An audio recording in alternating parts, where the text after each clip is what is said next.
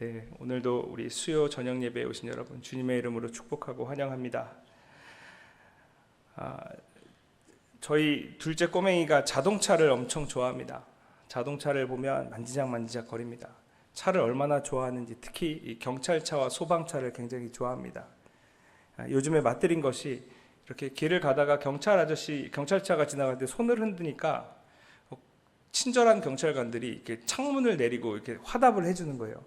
그게 좋았는지 무슨 경찰차 소리만 나면 손을 흔들 준비부터 하고 있습니다. 우리 아이가 좋아하는 장난감 자동차가 하나 있습니다. 근데 한 번은 아빠 이러면서 온갖 억울함을 다 드러내는 그 표정과 말투로 와서 자동차 문이 고장났다고 저한테 고쳐달라고 가지고 오는 거죠. 보니까 문이 덜렁거리고 있는데 이 자동차 문을 보니까 이 두 개의 고리에 이 맞물리는 이 고리가 이렇게 결합이 돼야지 온전하게 자동차 문이 움직이는 거더라고요. 근데 한쪽만 빠지고 한쪽이 이렇게 남겨져 있었던 거죠. 한쪽 고리는 걸쳐져 있으니까 각도를 잘 맞춰서 밀어 넣으면 탁 들어가서 고쳐질 것 같은데 이게 잘 안 들어가는 겁니다. 한 번 정도 해보신 분들은 알겠지만 이것을 완벽하게 고치는 방법은 완전히 한쪽까지 다 빼서 두 개를 딱 맞물려서 한 번에 쿡 집어넣어야 이 정확하게 고쳐집니다. 제가 그날따라 좀 귀찮았던 것 같습니다. 그리고 또 좀 세심하게 하는 걸 좋아하긴 하지만 그날은 그냥 빨리 고치고 싶은 마음이 들었습니다. 근데 한 번에 고치는 아주 절대적인 방법이 있죠.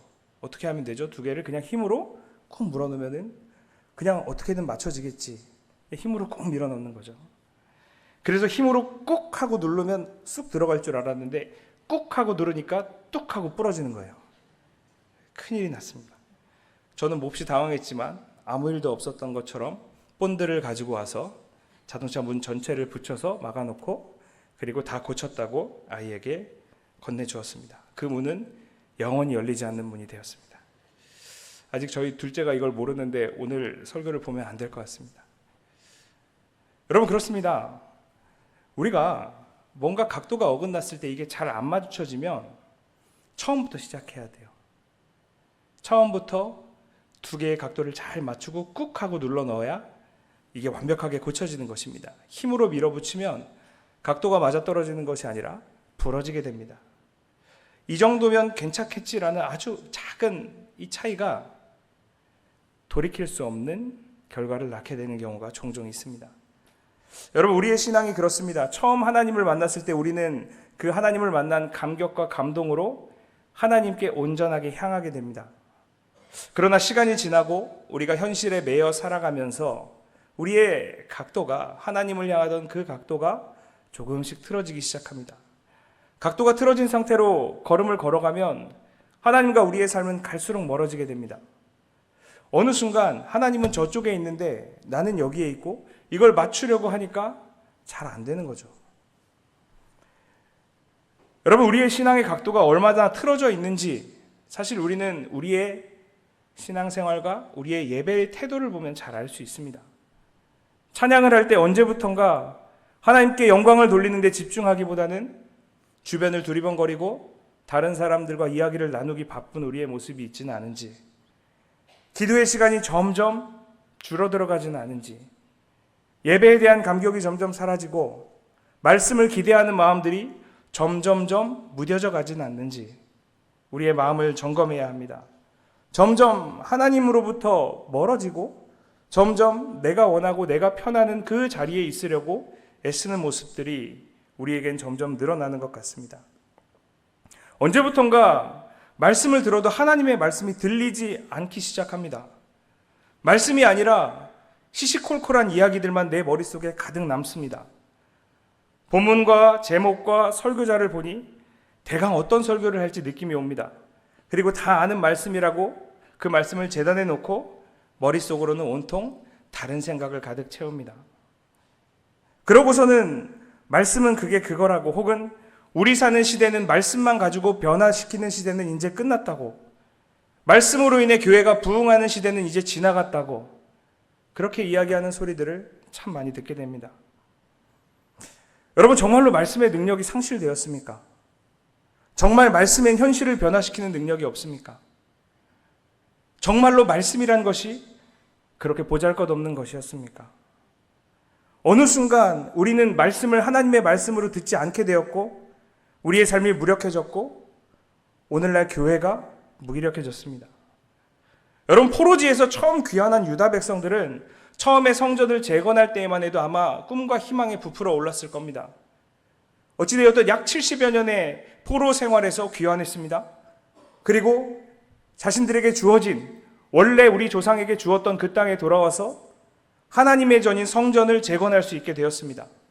하나님의 전을 재건한다는 어떠한 자부심, 그리고 이 성전이 재건되어 완성되었을 때 그들에게 뭔가 일어날 것만 같은 그러한 마음들, 그 마음 가지고 성전을 짓기 시작했습니다. 그런데 그것도 잠시 사마리아 사람들과 페르시아 관리들의 반대로 인해서 아주 급격스럽게 성전 재건이 멈춰지게 됩니다. 여러분, 그렇게 정지된 시간이 얼마나 지났는지 아십니까? 무려 약 16년 정도가 성전이 방치되고 버려진 채 그렇게 흘러갔습니다. 여러분, 과연 성전 재건을 멈춘 유다 백성들은 한 16년의 시간 동안 무엇을 하고 있었을까요? 이들은 가장 먼저 자신의 집을 지었습니다. 자신의 삶을 세웠습니다. 자기 유익이 되는 무언가를 행하며 살아왔습니다. 그동안 하나님의 집은 폐허로 버려져 있었습니다.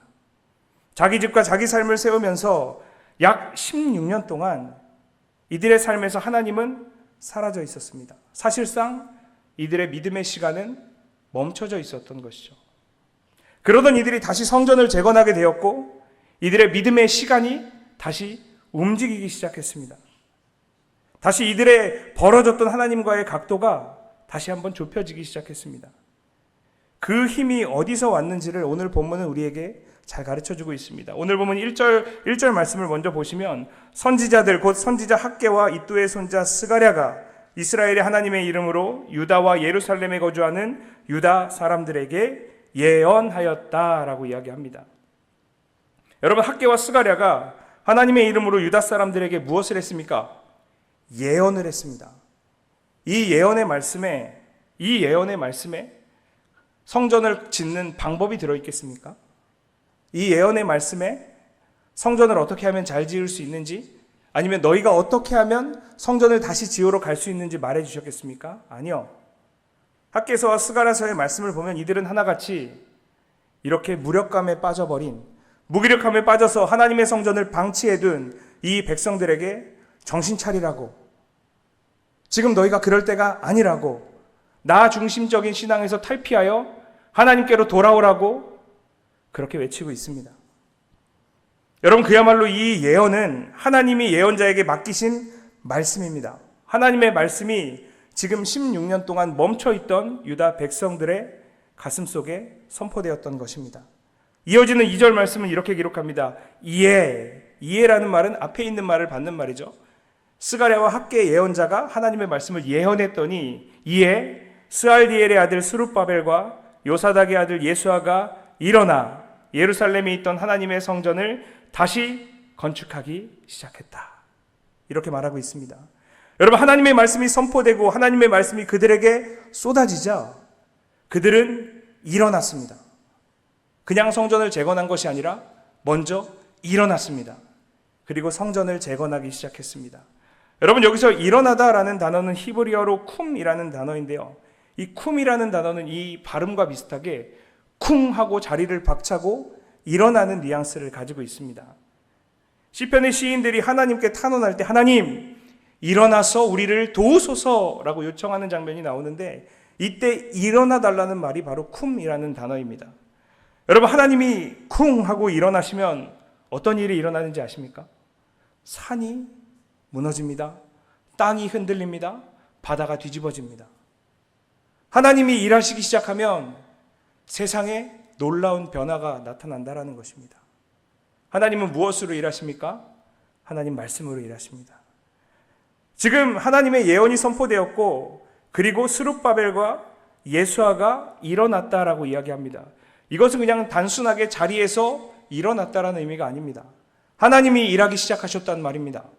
천지를 뒤흔드시는 하나님의 능력이 세상 가운데 나타났다는 말입니다. 여러분, 하나님의 능력이 나타나면 반드시 변화가 있습니다. 하나님의 말씀이 이 세상에 등장할 때에는 반드시 산이 무너지고 땅이 흔들리고 바다가 뒤집어지는 놀라운 변화가 있습니다. 여러분, 학계 예언자는 이렇게 외칩니다. 이 성전이 황폐하였거늘 너희가 이때 판벽한 집에 거주하는 것이 옳으냐라고 외칩니다. 이것은 물론 하나님의 말씀이죠. 여기서 판벽하다라는 뜻은 화려하고 잘 지어졌다라는 의미를 가지고 있습니다. 그러니까 지금 성전이, 하나님의 전이, 하나님께 예배하는 그 예배의 처소가 황폐해져 있는데 지금 너희의 집을 화려하게 짓고 사는 것이, 그것이 말이 되느냐라고 지금 선언하고 있는 것이죠. 유다 백성들은 그야말로 폐허가 된 성전을 방치하고 자기 집을 예쁘게 꾸미며 살기에 바빴습니다. 그들의 배를 채우기에 바빴고 자기 유익을 구하며 살아가기에 너무나도 바빴습니다. 그렇게 16년 생활을 보내고 있었던 것이죠. 이들은 자신의 물질과 시간과 건강과 마음 모든 것을 자기 유익을 위해 투자하고 있었습니다. 모든 것을 쏟아내어서 자기 삶을 세우는데 몰아붙이고 있었습니다. 그 결과로 좋은 집을 세우게 되었고 좋은 형편의 삶을 살아가기 시작했습니다. 하지만 결정적으로 이들은 하나님을 버렸습니다.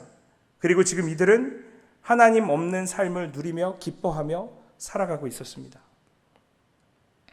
여러분, 이것이 심각한 문제입니다. 하나님 없는 삶을 기뻐하고 있다는 것이 너무나도 심각한 문제입니다. 내 삶에 하나님이 없는데 그런데 아무 문제가 없다라고 생각하는 우리의 태도가 문제입니다. 내 통장의 잔고와 내 건강검진의 문제, 이것만이 문제가 아니라 내 하나님 없음이, 내 안에 하나님이 계시지 않음이, 이것이 우리에게 심각한 문제여야 합니다. 우리의 문제는 하나님 없음이 전혀 심각하지 않다는 데에 있습니다. 통장의 잔고가 줄어들면 무섭고 불안합니다. 건강검진 중에서 한두 개 수치가 높거나 낮게 나오면 그럼 두렵습니다. 그런데 내 삶에 하나님이 없는데 불안하지 않습니다. 내 삶에 하나님이 없는데 무섭지 않고 두렵지 않습니다. 내 삶에 하나님이 안 계시는데 나는 아무렇지도 않습니다. 여러분, 이게 진짜 큰 문제입니다. 여러분, 우리에게 예배의 기쁨이 없는 것이 불안하셔야 합니다. 내 삶의 기도의 자리가 사라지고 있는 것을 걱정하셔야 합니다. 내 귀에 말씀이 들리지 않는 그것을 심각하게 받아들이셔야 합니다. 이 위험 신호들을 감지하지 못하는 지금 나의 영적 상태를 분명하게 문제 삼으셔야 합니다. 유다 백성의 16년의 시기가 이런 시기였습니다. 아무런 문제가 없다라고 느끼며 그렇게 살아왔지만 사실상 모든 것이 문제였던 것입니다. 이들의 몸은 움직이고 있지만 이들의 시간은 16년 동안 멈춰져 있었던 것입니다. 여러분, 이제 이들의 시계에 녹이 잔뜩 꼈습니다. 이제 시계가 좀처럼 돌아가지 않아요. 이제 좀 먹고 살만하고, 이제 좀 따뜻해지니까, 이제 좀 내가 살만하니까 이제 신앙생활 좀 해볼까라고 해도 녹이 잔뜩 껴서 이 믿음의 시계가 돌아가질 않는 거죠. 그런 이들을 움직이게 하는 사건이 오늘 본문에 나타난 겁니다. 그것이 바로 하나님의 말씀입니다. 하나님의 말씀, 이 능력의 말씀이 선포되자 유다 백성들이 쿵 하고 일어나게 된 겁니다. 16년간 멈췄고 이들의 힘으로, 스스로의 힘으로 도저히 돌릴 수 없었던 이 녹슬었던 시계가 힘차게 돌아가기 시작하는 겁니다. 다시 이들의 시침과 분침과 시침이 움직이고 있습니다. 무엇 때문에 움직입니까? 바로 말씀 때문에 움직이는 거죠. 배터리를 갈고 기름을 칠해도 움직이지 않던 이들의 믿음의 시계가 하나님의 말씀이 선포되자 움직이기 시작하는 겁니다. 여러분, 지금 우리의 믿음의 시계는 잘 돌아가고 있는지 한번 좀 돌아보셔야 합니다. 우리의 믿음의 시계에 혹시 녹이 껴있지는 않습니까? 혹시 믿음의 시계에 배터리가 간당간당해서 이 초침조차 움직이지 않고 깜빡깜빡 거리고 있지는 않습니까? 여러분, 우리의 멈춰버린 믿음의 시계 어떻게 돌려야 합니까? 길은 하나입니다. 말씀의 능력입니다. 하나님의 말씀이 우리의 귀에 들려야 합니다. 하나님의 말씀이 우리의 심장을 뛰게 해야 합니다. 하나님의 말씀이 우리 안에 풍성하게 들어와야 합니다. 여러분, 예언자들이 예언했습니다. 하나님의 말씀이 임했습니다. 그랬더니 유다 백성들이 어떻게 합니까? 일어나죠. 하나님의 말씀이 선포되었을 때 이들의 몸이 움직이기 시작하는 겁니다. 멈췄던 성전을 다시 짓습니다. 틀어졌던 각도가 다시 하나님께로 고쳐지게 됩니다. 여러분, 말씀에 반응해서 몸을 움직였다라는 것이 굉장히 중요한 겁니다. 말씀을 들으시면 우리의 몸이 움직여야 합니다.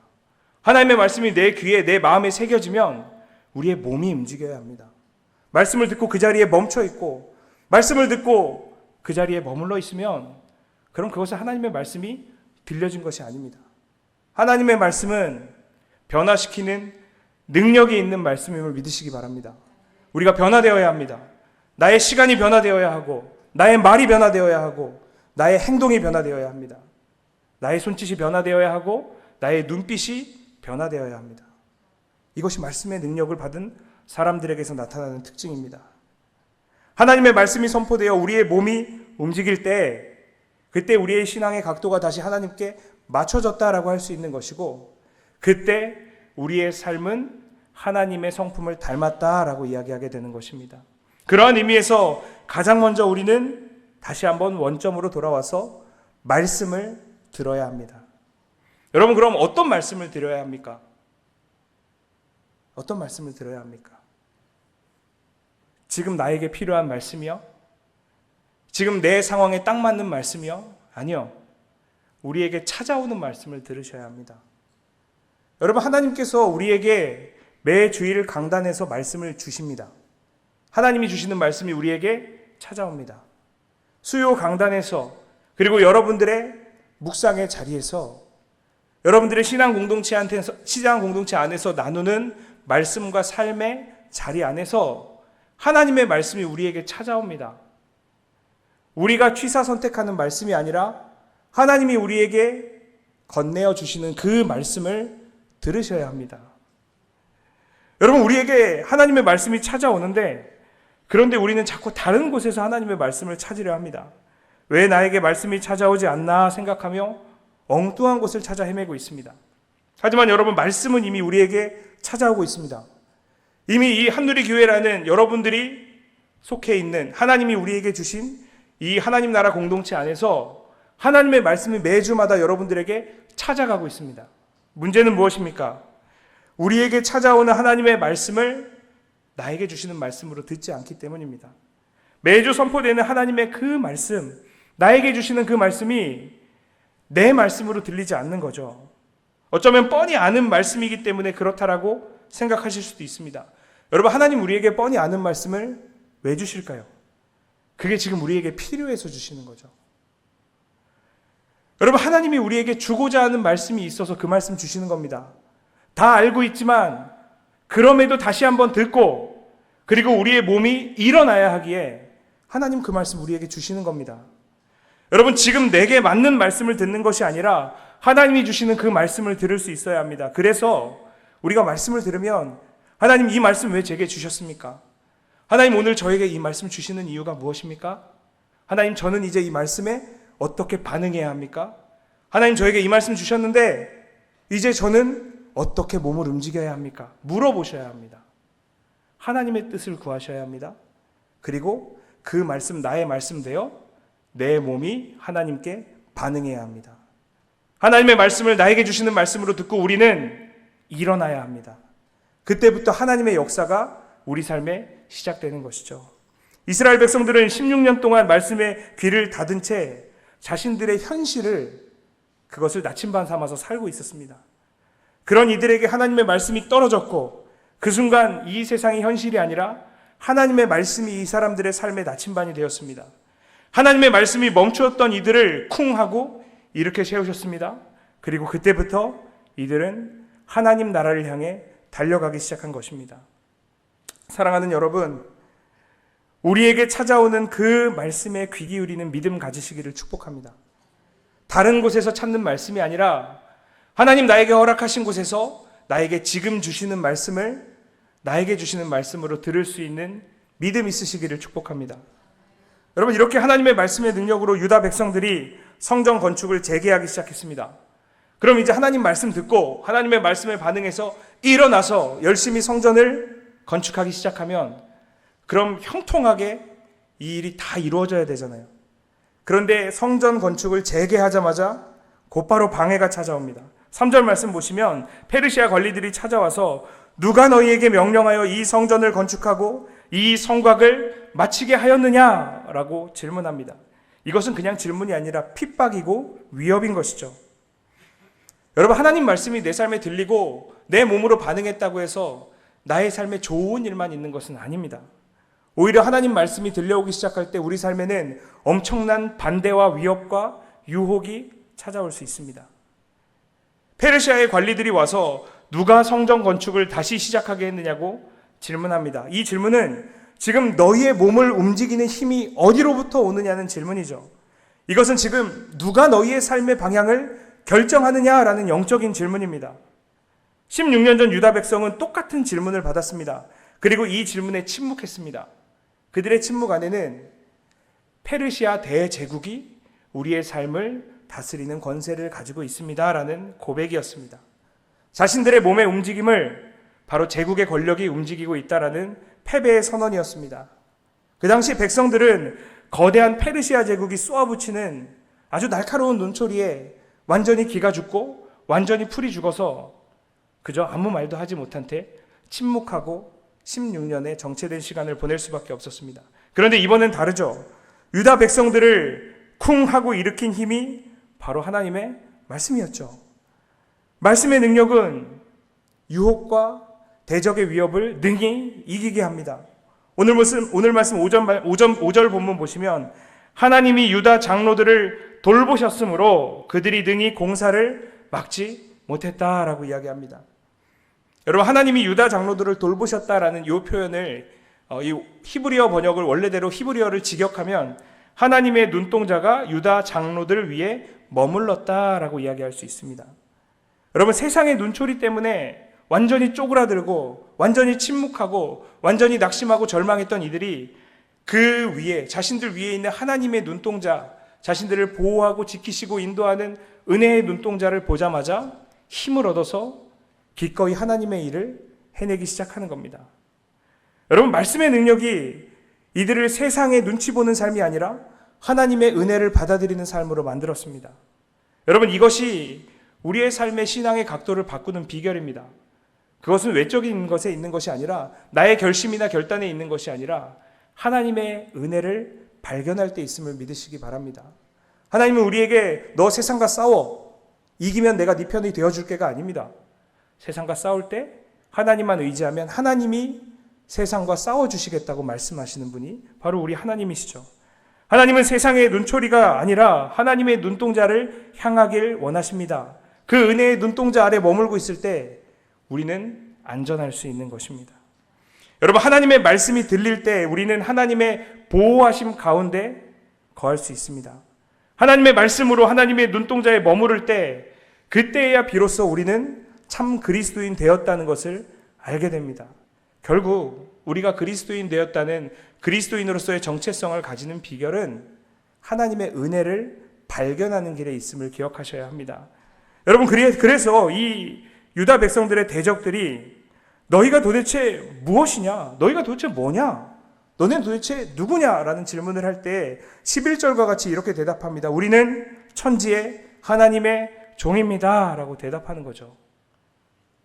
페르시아 제국의 통치를 받는 혹은 포로로 끌려갔다가 돌아와서 아무 힘도 없는 그러한 변방의 백성이 아니라 하나님의 종입니다. 천지를 창조하신 온 세상을 다스리시는 하나님의 자녀입니다 라고 고백하는 것이 바로 우리의 정체성이 되어야 합니다. 이 고백은 16년 전에는 할 수 없는 고백이에요. 하나님의 말씀이 이들의 귀에 들리고 이들의 마음에 새겨져서 하나님의 말씀의 능력 의지하여 일어났을 때 그때 이 입술에서 우리는 하나님의 종입니다 라는 고백이 흘러나올 수 있는 것입니다. 사랑하는 여러분, 말씀을 붙잡는 사람은 세상이 무엇이라 말하든 절대 흔들리지 않습니다. 세상이 무엇이라 위협하든 무엇이라 유혹하든 관계없이 하나님의 눈동자 안에, 그 은혜의 눈동자 안에 머물며 자신들이 해야 할 일을 하게 됩니다. 여러분, 우리는 한결같이 나는 하나님의 사람입니다 라고 고백하며 살아야 합니다. 그리고 그 힘을 말씀으로부터 공급받아야 합니다. 여러분, 우리에게 오늘 주어지는 이 말씀이 그리고 우리의 하루의 삶에 매일매일 여러분들에게 찾아가는 그 말씀이 우리를 살리는 말씀이며 우리를 하나님의 사람으로 끝까지 남게 하는 말씀임을 기억하시기 바랍니다. 말씀을 마무리하겠습니다. 여러분, 우리의 신앙의 각도는 지금 어디를 향하고 있습니까? 우리의 신앙의 시계는 지금 어떻게 움직이고 있습니까? 여러분, 말씀이 아닌 경험이나 하나님이 아닌 현실 세상의 무언가로 우리의 삶이 틀어져 있지는 않습니까? 오늘도 하나님께서는 우리에게 말씀으로 찾아오십니다. 일어나라. 그리고 다시 하나님의 일을 행하라. 여러분, 이 말씀에 반응하는 저와 여러분 되기를 축복합니다. 사랑하는 여러분, 말씀이 우리의 인생의 기준이 되어야 합니다. 말씀을 중심으로 우리의 삶이 다시 정비되어야 합니다. 말씀의 능력으로 우리가 하나님의 자녀라고 다시 한번 외칠 수 있어야 합니다. 이 모든 것은 하나님의 말씀이 우리 삶에 들어올 때, 우리가 하나님의 말씀을 나에게 주시는 말씀으로 들을 때 이루어짐을 기억하시기 바랍니다. 그렇게 하나님을 향해 단단하게 우리의 시선을 고정하고 우리의 길을 잃지 않고 고장난 시계가 아니라 하나님의 말씀의 능력으로 인해서 힘차게 돌아가는 신앙의 시계를 가지고 살아가는 저와 여러분 되기를 주님의 이름으로 축복합니다.